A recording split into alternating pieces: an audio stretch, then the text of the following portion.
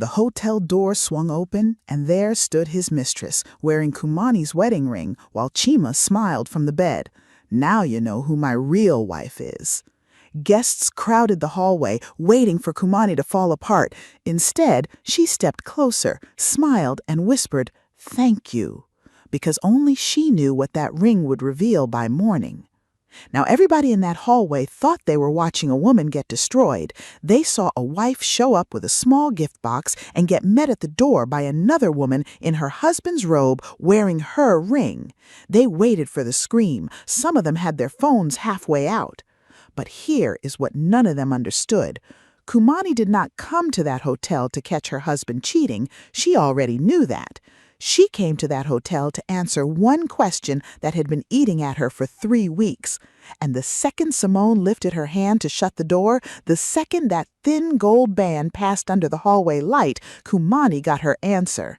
She leaned in, close enough to read the tiny letters worn into the inside of that band, and what she read there stopped time. So stay with her, because in a story like this, the one crying is never the one to watch. The one to watch is the woman who isn't crying at all, the one standing dead still in a hallway full of noise, reading a ring like it just handed her the keys to a kingdom.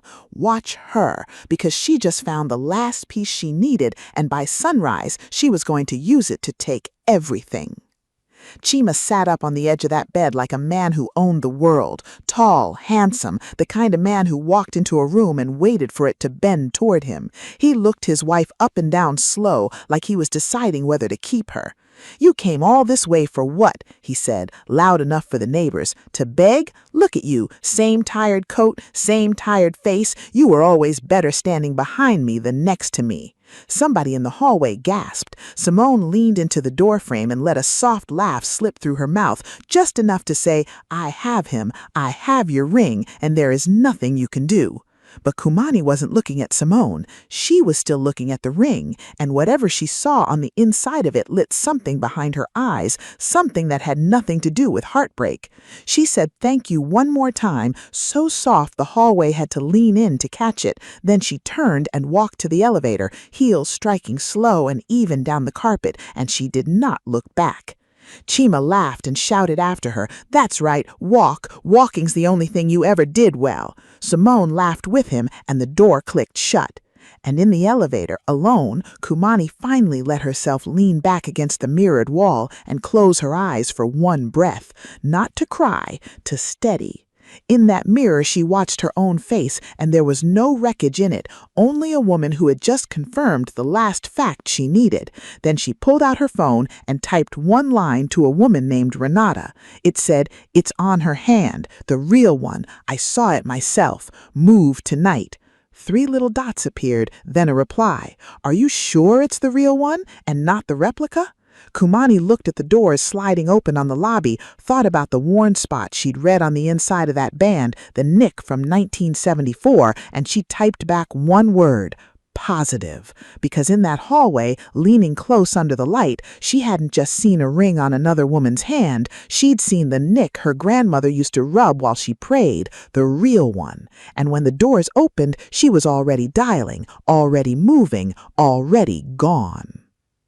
To understand what Kumani read on the inside of that ring, you have to go back to a $2 purse and an old woman who believed in her harder than anybody alive. Kumani came up in a narrow house on the east side, raised mostly by her grandmother, a woman everybody called Grandma Odessa.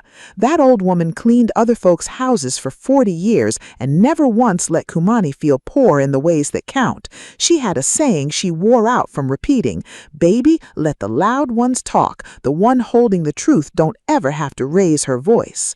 Grandma Odessa owned one thing of real value on this earth, a thin gold wedding ring passed down through 3 generations of women in the family. It wasn't fancy. The gold had gone soft and thin from all those years on all those hands. But on the inside of the band, where nobody thinks to look, there was an engraving, a name and a date. And that engraving was not decoration. Grandma Odessa had built the whole family's future around it, and she tied that ring to the trust that held everything, the land, the property, the quiet money 40 years of scrubbing floors had turned into something that would outlive her.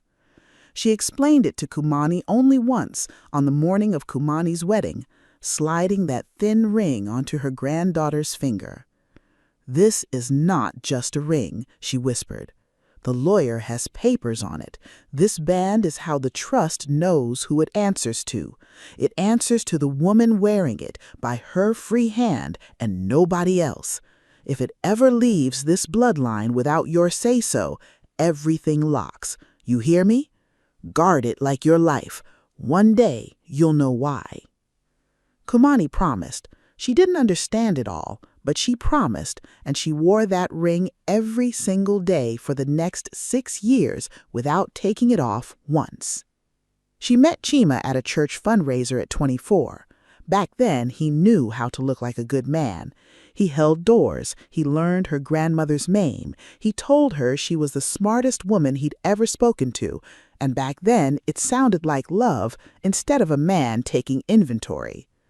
They married 2 years later in that same church, and for a while it was good, or good enough that she didn't see the hunger under it yet. Grandma Odessa saw it, though. The old woman lived long enough to meet the man her granddaughter chose, and she watched him at the wedding the way you watch a dog you haven't decided to trust. On her deathbed 2 years later, she pulled Kumani close and used almost her last breath on a warning. "That man of yours got a smile that arrives before he does. Watch what he does when he thinks you're not looking, not what he says when he knows you are." Kumani held her grandmother's hand and promised she'd remember. She didn't understand it yet. She would. She'd understand every word of it 6 years later, standing in a hotel hallway. But for the first few years, the marriage held. Chima was ambitious, and ambition looks a lot like love when it's pointed at you. He talked about the life they'd build. He talked about children, about a house with a porch, about giving Kumani everything her grandmother never had.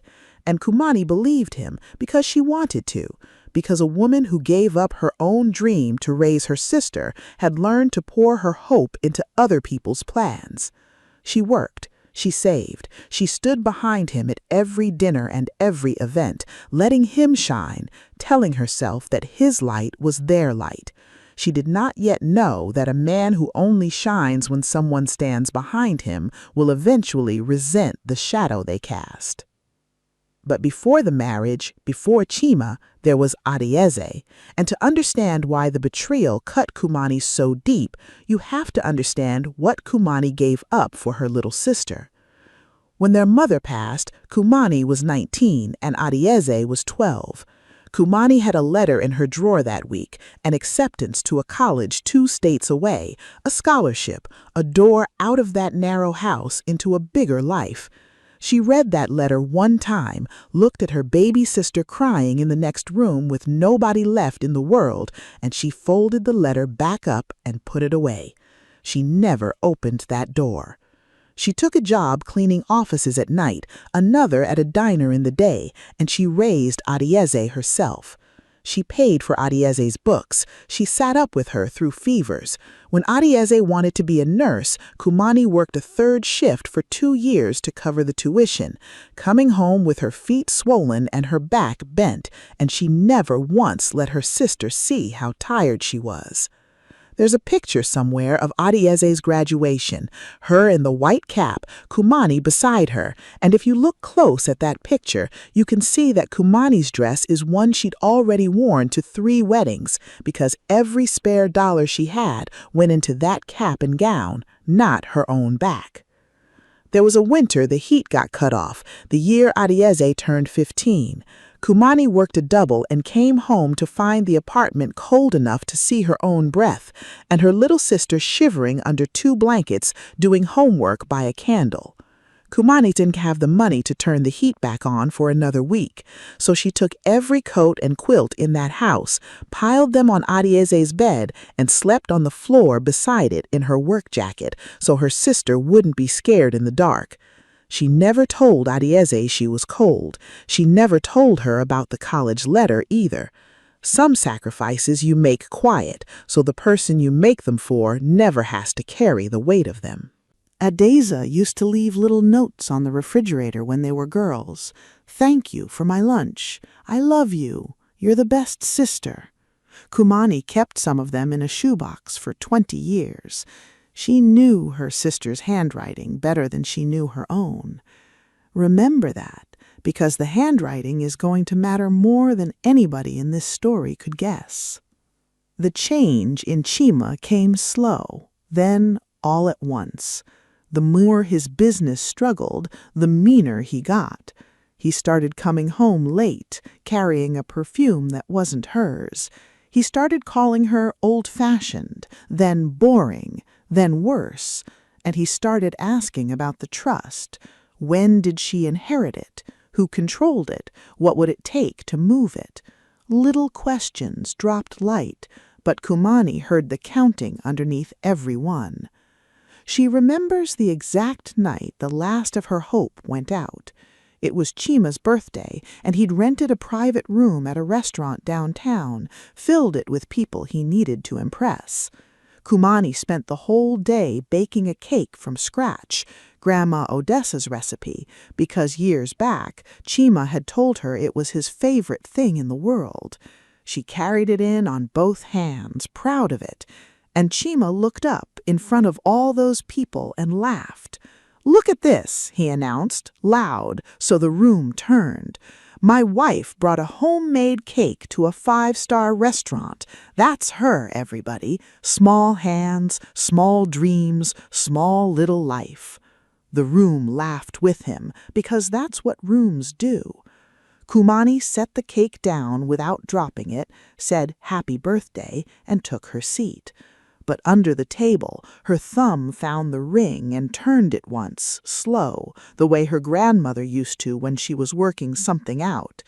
She didn't know yet that the ring on her hand was already a fake. She only knew that the man across the table had shown her one more time exactly who he was when he thought nobody who mattered was looking.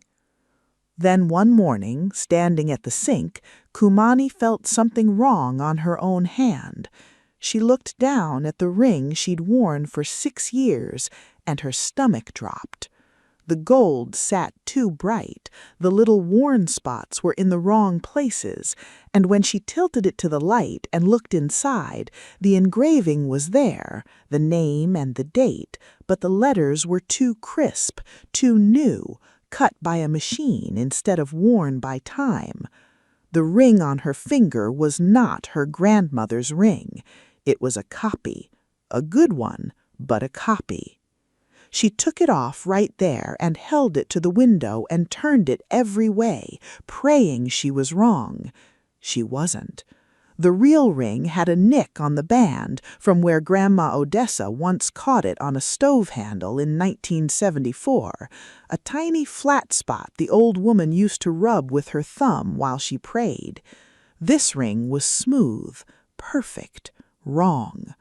Somebody had slid it onto Kumani's finger while she slept, sometime in the last few weeks, and she'd been walking around wearing a lie on her own hand and never knew. Her mind went straight to the nights Chima came to bed late, the night she'd felt him fumbling near her hands in the dark, and told herself he was just being tender. He hadn't been tender in 2 years. He'd been taking measurements.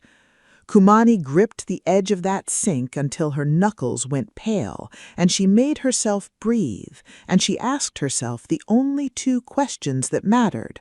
Where is the real ring now, and who taught a man like Chima what a plain old wedding band was really worth?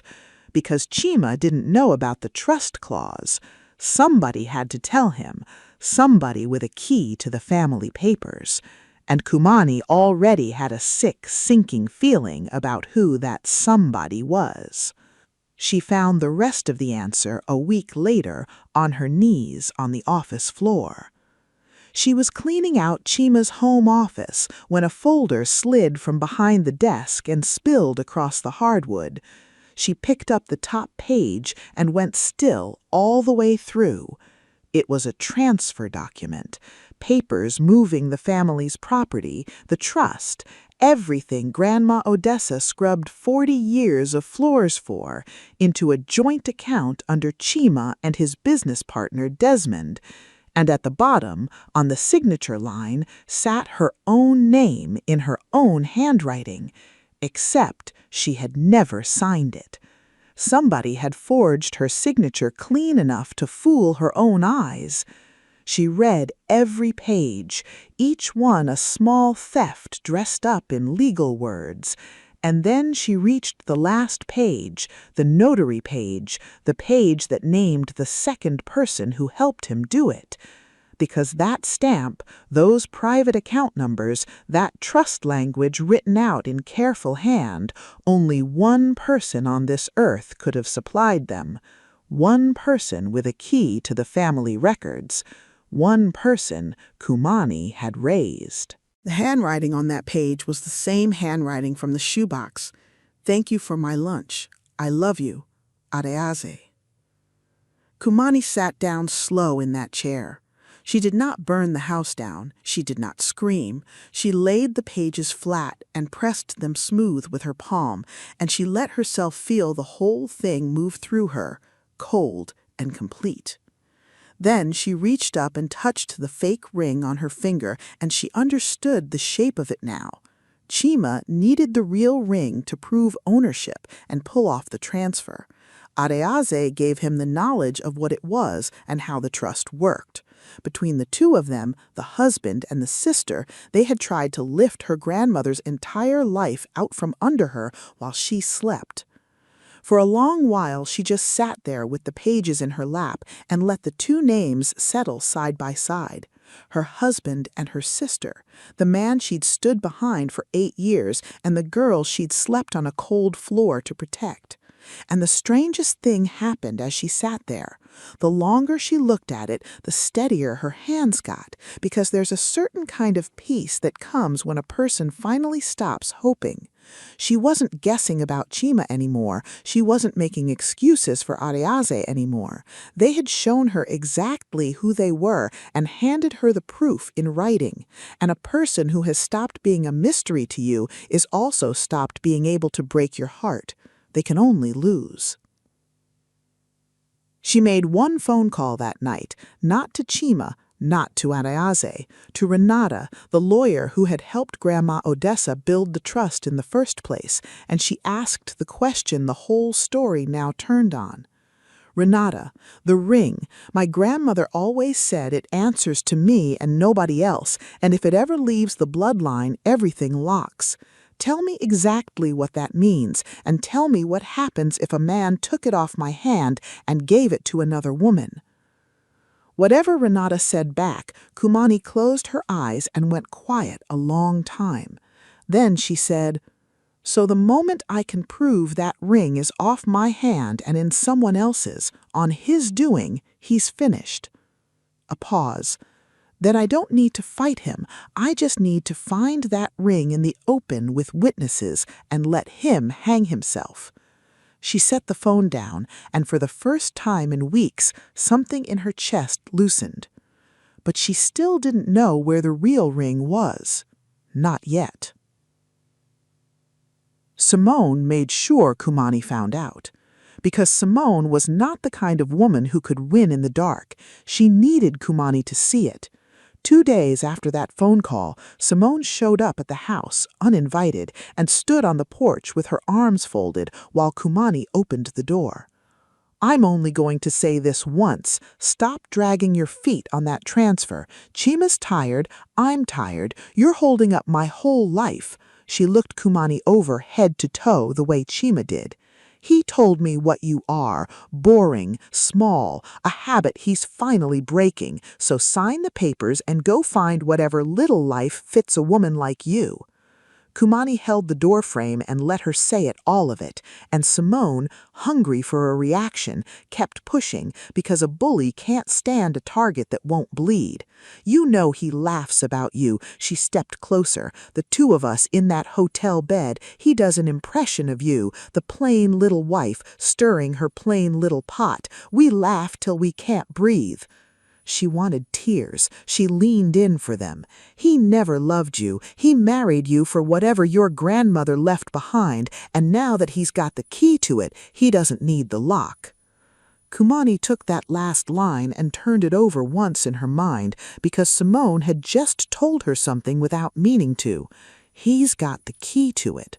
So Simone knew about the ring, knew what it opened, which meant Chima knew it, which meant the ring was close. Kumani let none of that show on her face. Then she asked, plain, "Where's the ring, Simone?" And Simone made her mistake. She smiled, big and cruel, and she said, "Oh, this old thing? He gave it to me, said it was wasted on you." She lifted her hand, and there it was, close enough now that Kumani could almost read it. "He gave me the real one, honey. Whatever you've got on your finger is a leftover." And she laughed, turned on her heel, and walked back to her car, thinking she'd landed the killing blow. She had no idea. She'd just told Kumani exactly where the real ring was, on her own hand. Now Kumani only needed to see it in the open, in front of people who could swear to it. That was the moment the plan finished forming.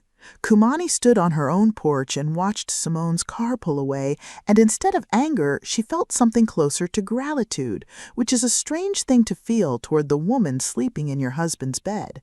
But Simone had just done her a favor bigger than she'd ever know. She'd confirmed the ring was real and confirmed it was on her hand, and a woman that proud would never take it off, not for anything, not even to save the man she thought she was winning. All Kumani had to do was get everyone who mattered into one room with that ring and let Simone's own pride do the rest.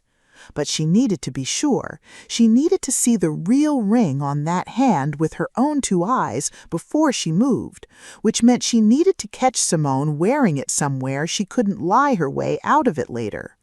And 2 nights after that porch visit, Kumani got a message from a hotel worker who owed the family a kindness, telling her that Chima had booked a suite for the weekend and that he'd asked the front desk to send up a bottle of champagne to celebrate, in his words, putting a ring on the right woman.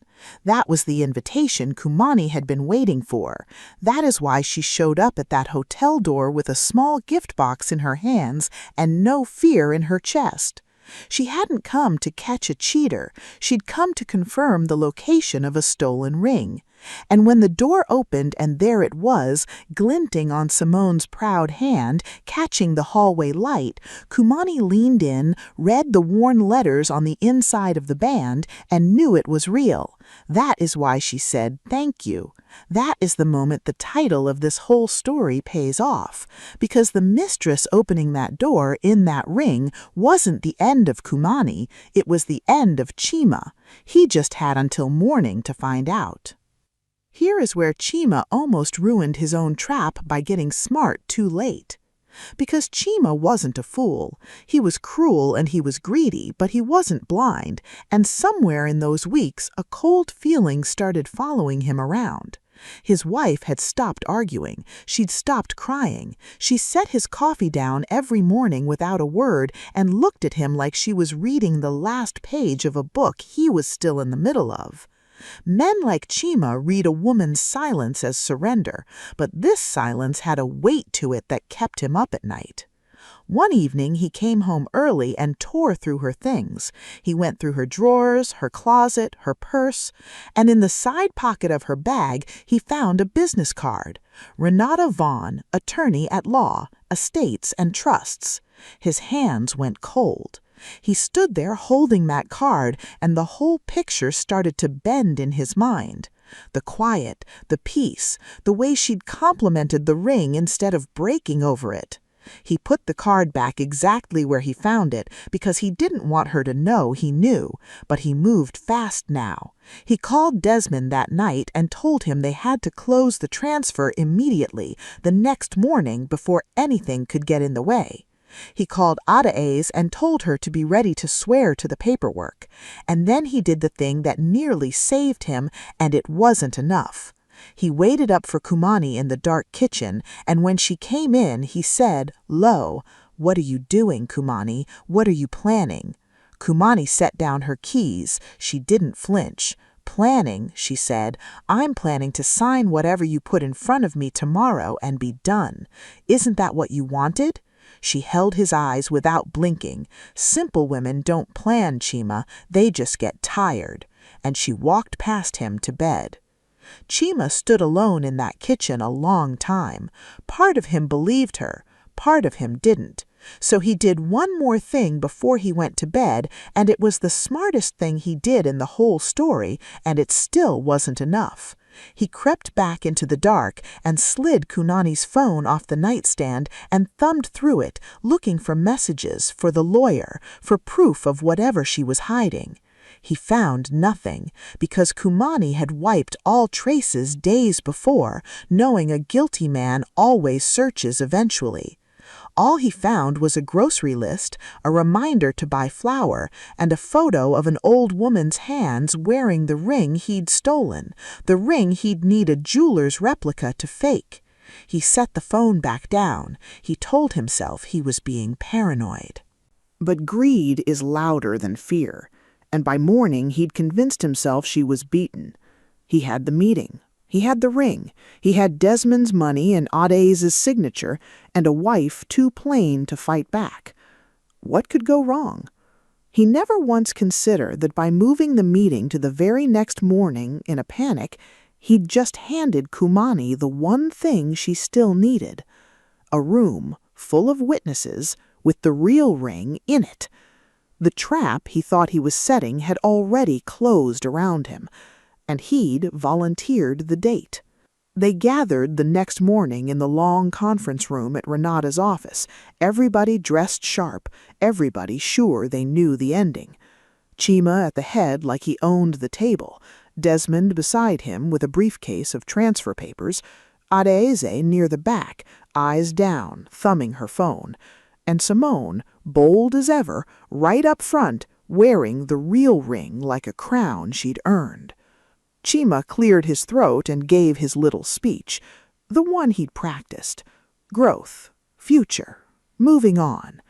He slid the papers across the table. "All that's left is your signature, dear," he said, and he smiled at Simone when he said it. "Sign your part over and we can all get on with our lives." Kumani looked at the papers a moment. Then she opened a plain folder of her own. "Before I sign," she said, "I brought a few things too." She laid down the forged transfer first. "This has my signature on it. Only trouble is, I never signed it." She set down the expert's report beside it, confirming the signature was fake. And that is where Chima did what a smarter enemy does. He didn't crumble. He leaned back and laughed.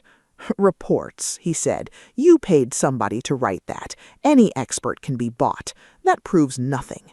He looked around the table, gathering the room back to himself. "My wife is embarrassed, so she's throwing papers around. This is sad, Kumani. Sign or don't, but stop performing." The energy tilted back toward him for a second. Desmond nodded along, and Kumani felt the whole room hang on what came next. So she turned to the trust papers. "Then let's talk about what can't be bought," she said. She laid down the original trust, 20 years old, the pages soft and yellowed at the corners. "This estate was locked into a protected trust by my grandmother. It never belonged to my husband, and it never could. And the trust has one anchor, one thing that proves who it answers to: a ring, engraved on the inside, registered with this office 2 decades ago, photographed and logged. Whoever holds that ring, by the free hand of the bloodline, controls everything, and the trust locks the instant that ring leaves my hand without my consent." Chima's laugh died halfway out of his mouth, but he recovered fast because he was smarter than she'd let him believe. "Then where's your proof it ever left your hand?" he shot back. "You're wearing a ring right now. You've got a story, but stories aren't evidence. Show me one shred that says that ring isn't on your finger this second." He'd found the one crack in the case, and he drove straight at it. And he was right that she couldn't prove it herself. She'd need somebody else to prove it for her. She just knew who, and he didn't. Kumani reached into the folder again and set down a receipt, a jeweler's receipt, 6 weeks old, for a custom replica of a gold band, engraving copied on request, paid in cash. "You should have used a jeweler 2 towns over," she said, tapping the name at the top. "This one did my grandmother's watch for 30 years. He recognized the engraving the second you brought it in. He kept a record, and he called me the same afternoon because he thought it was strange that a man would pay to fake his own wife's ring." The color went out of Chima's face, but he wasn't done, and neither was she. Kumani turned to Adeeze, and for the first time all morning something in her chest pulled tight, because this was the wound that hadn't scarred over yet. "The notary page," she said, sliding it down the table. "This handwriting, these account numbers, only one person had them." Her voice held level, but it cut. "My own sister, the one I raised, the one I slept on a cold floor for."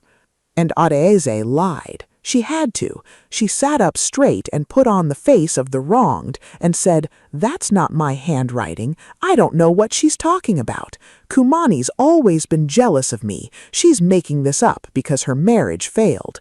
She even managed to make her eyes go wet. For one ugly second, doubt hung in the room. Chima seized it. "You hear that?" he said. "She'll accuse her own sister to save face." But Kumani reached back into the folder and set down 2 more things.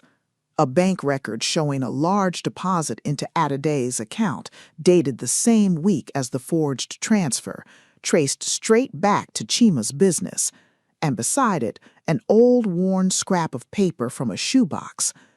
"Thank you for my lunch. I love you."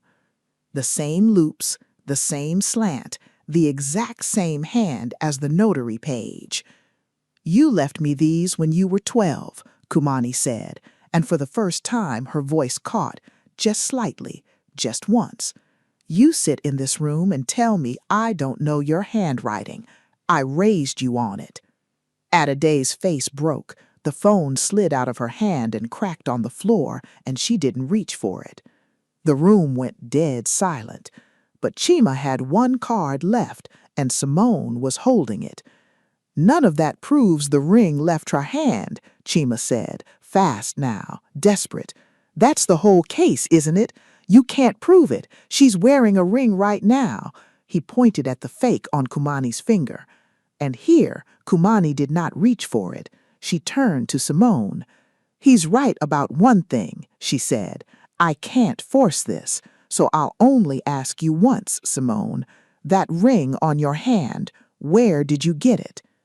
Everyone looked at Simone, and Simone, too proud to give up her trophy, too hungry to see the trap, lifted her chin and said the words that ended everything. "Chima gave it to me, the real one, because I'm the one he chose." She flashed it around the table so they all could see. "And I'm not taking it off. It's mine now." The silence that came down then was total, because Simone had just testified in front of a lawyer, a business partner, and a room full of witnesses that Chima Okafor had taken the trust's registered ring off his wife's hand and placed it on another woman's. She had refused to return it and called it hers. She thought she was keeping a crown. She had just confirmed the theft, triggered the lock, and sealed the case, all in one breath. Renata set down her pen. "That ring is registered property of the trust," she said quietly. "By your own statement, it was removed from Mrs. Kumani's hand without consent and is being held by a third party. The trust is now locked and reverts in full. And what you're all describing is not a business transfer. It's fraud and theft, and I have 11 pages of it in front of me, witnessed." Adede made one last sound then, small and wet, and she reached across the table towards her sister. "Kumani, please, I didn't mean for it to go this far. He said nobody would get hurt. He said you'd never even know. And there it was, the confession, spilling out of her in front of everyone before she could stop it, undoing her own lie from 2 minutes before. I was drowning. I owed people. He offered me a way out, and I took it, and I hated myself every single day. She was crying hard now. You gave up everything for me, and I sold you for money I already spent. I know what I am. Kumani looked at her little sister a long moment, and this was the only place in the whole morning where her own eyes went wet. I know what you are too, she said, and her voice didn't rise. You're the girl I slept on a cold floor for. That's what makes this the worst thing anybody's ever done to me. Not him, you. And she looked away because she'd said all she could say without breaking, and she had promised herself she would not break in that room. Chima looked at the papers, at the ring, at his mistress who'd just talked him off a cliff, at his sister-in-law who'd just confessed the whole thing, at his wife who had not raised her voice one time, and you could see the exact second it landed. Every cruel thing he'd done had built this. He'd stolen the ring to win and put it on Simone to gloat, and Simone had just handed it back to Kumani in words. Kumani, he said, and his voice came out small and cracked. Kumani, wait, baby, we can fix this. You didn't want to talk when you put my grandmother's ring on her hand. And that was all. Desmond stood, buttoned his jacket, and walked out already dialing his own lawyer. Ade wept into her hands, and nobody moved to touch her. Simone sat frozen, still wearing the ring that had just destroyed the man she came for. After a morning like that, a life doesn't fall all at once.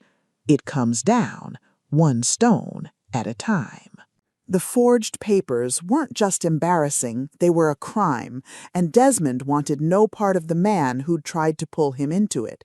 He pulled his money and his name and told everyone who'd listen that Chima Okafor was a fraud. The business folded inside a month. The church that used to hand Chima the microphone stopped saying his name. The men he golfed with stopped picking up. He lost the apartment, the car, the whole shining life, and moved into a small place across town, alone with the knowledge that there was no villain to blame but the one in the mirror. He tried, in those first weeks, to talk his way back. He called Kumani a dozen times. He left messages that started angry and ended begging. He said he'd been under pressure, that Adeze had put the idea in his head, that Simone had pushed him, that everybody had pushed him, everybody but himself. He even showed up at the old house once, standing on the walk in a suit that was starting to look worn, and asked to come in and talk. Kumani opened the door, looked at the man she'd stood behind for 8 years, and told him the truest thing she had left to say.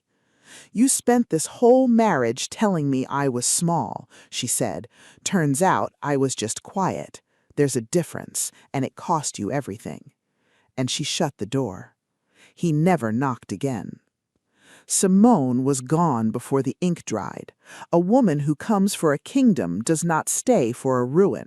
The morning she understood there was no estate, no money, no future, she walked out of Chima's life without a goodbye, and she left holding nothing but a reputation as the woman who chased a married man straight into a dead end. She'd worn another woman's ring like a crown and mocked her with it, and in the end she walked away with empty hands and a name people whispered. Adeze paid the hardest price because Adeze lost her people. When the family understood what she'd done, they closed the door on her, not with screaming, but with silence, which is worse. She showed up at Kumani's house one evening, crying, begging, and Kumani stood in the doorway and did not gloat and did not yell. I forgive you, she said, I do, but forgiveness and trust aren't the same thing, and I only had one of those left to give. She closed the door soft, and she did not cry because she had cried for all of them already, alone in an office chair a long time ago. Kumani never chased revenge. She never had to. She told the truth one time in one room and let their own choices do the rest. Months later, if you drove past the old house on the east side, Grandma Odessa's house, you'd have found it painted fresh, flowers along the walk, alive again. And on the porch, in the gold light of a late afternoon, you'd have found Kumani, coffee in her hands, laughing at something a friend had said. Real friends, the kind she chose. The real ring hung on a fine chain around her neck now, resting over her heart, back in the bloodline, exactly the way her grandmother made her promise. There was no ring on her finger and no weight on her shoulders. She'd taken the land her grandmother protected and opened it to women who'd been knocked flat, a place to find their feet again. She fed them, she hired them, she told them the thing Grandma Odessa always told her, and they believed it because they were looking at the proof. And they say Chima drove down that street once, near the end, that he slowed his car in front of that house and saw her up there, laughing in the light, whole and free, and that he sat there a long moment, a man who traded a good woman for a lie and lost them both, and that Kumani, if she saw him at all, did not stop laughing. She never had to say another word to him. She'd said everything she needed months ago, in one room, one time, without ever raising her voice. Dignity doesn't beg to be believed. Truth doesn't need to shout. It only needs time, and time is always on the side of the one who kept still and held the truth. If this story reminded you of someone who found their peace the hard way, carry it, share it with somebody who needs it tonight, and stay close, because there's always another quiet one out there holding the truth, about to surprise everybody who ever counted her out.